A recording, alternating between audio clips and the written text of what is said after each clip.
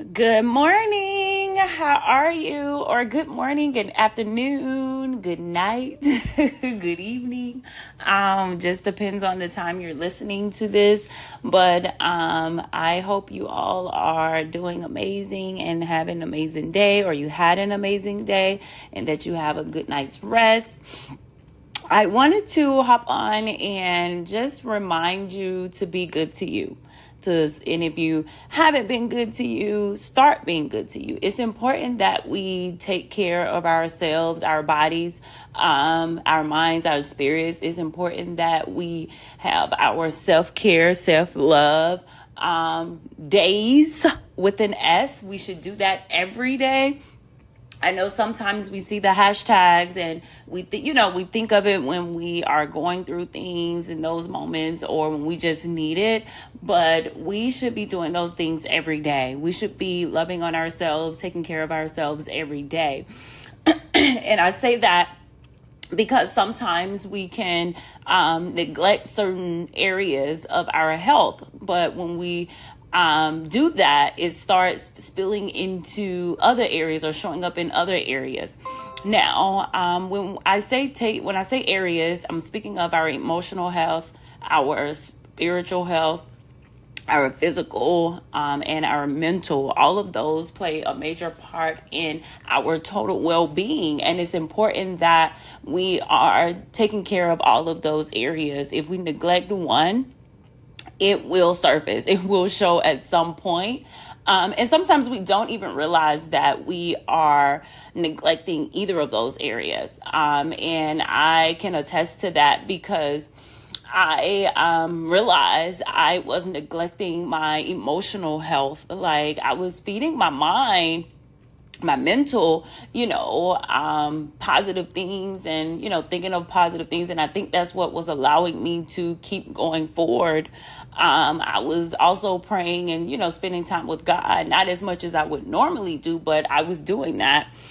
I've been working out, not as much as I used to, definitely not on the level that I used to, but I was doing, I would go to the gym, but I started doing yoga every morning. I do yoga stretches and whatnot every morning, 10 to 15 minutes, but I was neglecting my emotional health. I wasn't, expressing my feelings. I wasn't, just expressing what I was feeling due to several instances, several experiences that I've encountered over the past 3-4 months.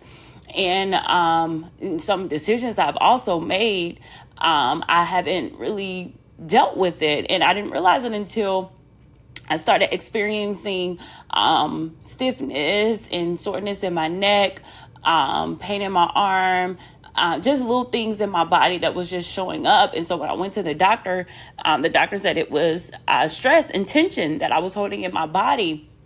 And she just started, I love my doctor, by the way. Since I've moved to LA, when I found her, I was like, this is going to be my doctor. She's so attentive. She's thorough in anything that I want her to do. She does it. Like, I love my doctor. But this particular time, she was just asking questions, just trying to see how I was doing. And what was so crazy, I just, in responding to her questions, I started crying. And I paused and I was like, what the heck is wrong with me? Why am I crying? And she was like, what's wrong with crying? Why you can't? I said, I'm not supposed to cry. I was like, I know. I was like, and so she was like, there's nothing wrong with crying. She was like, that's what's wrong. You're not expressing yourself. You're not letting it out. And it come to find out, y'all, I hadn't really faced or dealt with the death of my grandmother and then my uncle a month later. And then a couple other personal things that happened, and I hadn't really processed or dealt with or expressed how I felt. I felt like I needed to be strong for everybody else, because especially for my dad. I've been trying to be so strong for my dad, but I cry, but at the same time, I've been holding a lot in, so that I can be strong for my family, right? And because I was doing that, I was not releasing. I was not processing. I haven't been really grieving, allowing myself to grieve. And I've been keeping it all bottled up. And if you know me, I isolate. My friends and family have to probe and pick to get me to talk. Sometimes they can tell when, they can always tell when something's off with me. And I'll just be like, no, I'm okay. And they're like, no, you're not. And it's because I isolate and I keep things to myself and I try to process and go through it on my own, as opposed to being vulnerable and sharing and pouring out to other people. So, but I end up, y'all, I broke down talking to my doctor and just sharing different things with her and just, letting it loose. And when I left, when I tell you, I felt so much better. Just in general, I just felt better. I was still of course, experiencing the tension and whatnot. It didn't go away all of a sudden, but I did feel better after just expressing how I felt and all of that. And so, I started doing that more and talking to family and friends and just releasing, expressing, and it felt so much better. I didn't realize I was neglecting my emotional health to the point where it started showing up in my physical. It started showing up and, and that's not the best, especially when you're not feeling your best. I was starting to feel fatigue, all kinds of things that I found out that we carry or respond to depression in a different way. And fatigue is one of those ways that we often exhibit depression. And so for me, it was dang, it was a wake up call for me. So, because it was a wake up call for me, I wanted to also share with all of you so that you can take a moment and assess your health, all 4 areas, your mental, spiritual, emotional, and physical. How are you doing? Are you okay? Are you neglecting any of those areas? Do you need to put energy into any of those areas? Do you need to put more energy into those or less? It just depends on what you're doing or what you're not doing. You need to assess your health and make sure you're okay, because it shows up when we're neglecting some part of our health. And in order for us to have total well-being, we need to, focus on how our body is functioning, how our mind is functioning, how our emotions are functioning, what we're doing, spiritually, how we're feeling spiritually. And because all of them tie into each other, they're all connected. So just a few questions I want you to ask yourself as you are assessing your health, your total well-being, your life in general, your routines, your relationships, your partnerships, your activities, whatever it is that you need to assess that pertains to your livelihood and what you're doing on a daily basis. Question 1, what do you need to stop? Question 2, what do you need to start? Question 3, what do you need to adjust? Any minor or subtle adjustments that you feel that you need to make? Those 3 questions, take a moment and answer each of them and determine what changes you need to make. I know for me, I started making sure, and it really, when I started doing the yoga, it was because I was slowly starting to feel stiffness in my body and my neck. And so I was like, let me start stretching, because I do work out and I don't do much stretching. So I started doing that. And now I do it every morning, 10 to 15 minutes. Don't judge me. That's all I can do right now. That's a lot for me. But I do plan on at some point starting hot yoga. I think that'll be great for my muscles, especially with me getting older, because my mom will not let me forget that, baby, you're getting older. So yeah, I want to make sure I'm in good health. Honestly, I try to take really good care of myself, because I want to have children at some point. So I'm I need to, I am getting older, but I still want to be able to take care of my body and be able to bear, and carry a child. So I am very attentive to my body when I start feeling certain things. But because I wasn't attentive to my emotional, it started showing up in my body. So I think that when we talk about our overall health and we talk about self-care, self-love, we need to focus on all of those areas. But just subtle changes. Another subtle change is Instead of working all day, being on call and responding to emails and all that, like giving it a sense of urgency, I have a cutoff time at night, in the morning, like just certain times that I'm going to respond, and sometimes I'm just going to let it wait. Including with text messages, I will always have a sense of urgency in responding. Now, I'm like, if it can wait, it's going to wait. Let me, focus on my energy, where my energy is going, how much energy I'm giving, how I'm focused on, how much I'm focusing on myself, and all of that. So it's important, and it's important. I can't emphasize it enough, but any subtle changes that you need to make, go ahead and make those changes. Just some things that you can consider as you are assessing your life, and things you may want to incorporate or do more of, do less of, or start doing, whatever it is for you.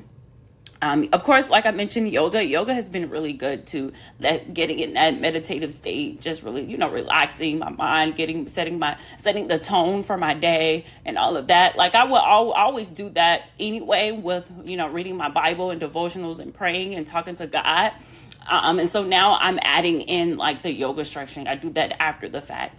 And then I'll just listen to some meditative music, and just, settle myself and settle my mind.